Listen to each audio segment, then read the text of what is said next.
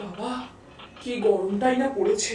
পুরো রান্নাঘর পরিষ্কার করে আসলাম, একটু বসি। বাবা, এইটুকু গরমে একদম ঘামিয়ে টামিয়ে একাকার। সারাদিন বসে থাকো কি না, বসে থাকাটা অভ্যাস হয়ে গেছে। একটু গতরে খাটবে, দেখবে অভ্যাসটা আবার ভালো হয়ে যাবে।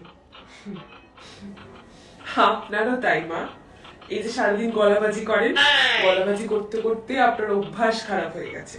মাঝে মাঝে একটু ভালো করে কথা বলবেন, দরকার হলে আমি একটু মধু দিয়ে দেবো, দেখবেন আপনার অভ্যাসটা আবার ভালো হয়ে যাবে।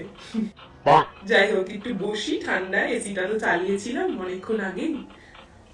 ছোট লোকের বাড়ির মেয়ে তো, বাপের কালে দেখো নিয়ে এসি টেসি। এই ধামড়ি বয়সে এসে নতুন কিছু দেখলে এরকমই হয়। আমি বাবা ফোন দেখি, তোমার সাথে কথা বলে লাভ নেই। যেমন আপনিও বাপের কালে কোনোদিনও ফোন দেখেন। আমি বাবা ফোন দেখি, তোমার সাথে কথা বলে লাভ নেই। যেমন আপনিও বাপের কালে কোনোদিনও ফোন দেখেননি। ভারী বয়সে এসে নতুন কিছু দেখলে এরকমই হয়।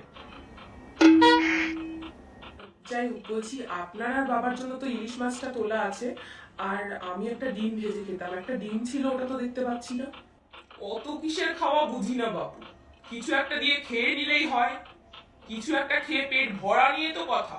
কদিন আগে 9টায় খাবার পেতাম, আজকাল দেখি 9টা 10-15 হয়ে যাচ্ছে। এরপর খাবার পাবো কিনা তারও ঠিক নেই। আমারটা আগে নিয়ে আসো খাবারটা, তারপর নিজের খাবার চিন্তা করো। ঠিক আছে, এই নিন মা আপনার খাবার। এ কি, খাবার কোথায়? এ তো শুধু জল। না না, জল কোথায়? এই তো এই বাটিতে খাবার।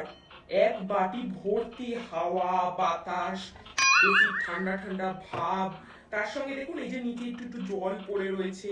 সব মিশিয়ে এই জল দিয়ে ভালো করে গলিয়ে খেয়ে নিন। আরে বাবা, কিছু একটা খেয়ে পেট ভরা নিয়ে দরকার।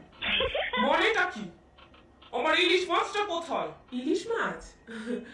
ওইটা তো আমি এক পিস বাবাকে দিয়ে দিয়েছি, আর একটা আমার জন্য রেখে দিয়েছি। কিছু একটা খেয়ে পেট ভরা নিয়ে দরকার।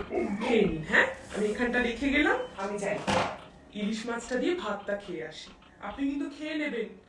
হাওয়া বাতাস আর জল।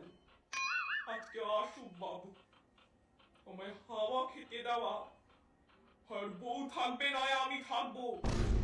जो भाई तथा बहन इस वीडियो को देख रहा है और लाइक सब्सक्राइब करेगा, उसकी मनोकामना इस मंगलवार जरूर पूरी होगी। जय बजरंग बली। বাবা,